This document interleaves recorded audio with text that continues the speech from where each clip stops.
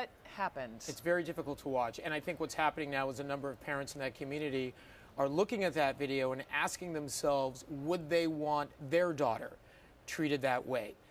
Even if this daughter was being defiant, as this student allegedly was. Yeah. And as you say, not only did the student's teacher ask her to leave the classroom, an administrator brought in and asked her to leave. She did not comply. So what do? They bring in Ben Fields, who is a sheriff's deputy. He's also an SRO there, a school resource officer, brought in to handle the situation. The question that's going to be asked now during this investigation, as we look at this video, is here, did he do what he needed to do to de-escalate the situation? Did he use the appropriate amount of force? I think a number of people there in that community and those who have seen this video can take a look at it and say, hell no. Correct. What more do we know about this deputy school resource officer? Background. Well, there's good and there's bad. Like with most people, we'll start with the good. Just last year, he was awarded the Culture of Excellence Award there for setting a good example in his community, being a, quote, good role model.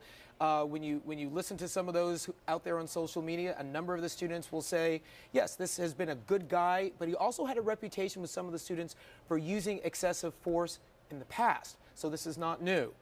So that is there as well. When you also look at the legal record there, back in 2007, a couple had claimed that this very same deputy used excessive force on them when responding to a noise complaint.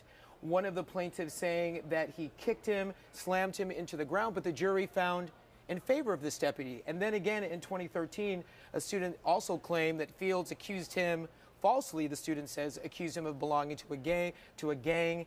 That case still pending. What is the issue? Why was another student arrested as a result of this? Yes, and then we have another student as well. This was another student who was in the class who became upset about what was going on. While the school resource officer was in there? Correct. Okay. While in this math class there at the high school, and spoke out about it. And when she stood up and spoke out about it, he said, I'm going to arrest you too. So she also found herself facing a charge of disturbing schools. This is the same charge that student that you see there is now facing as well.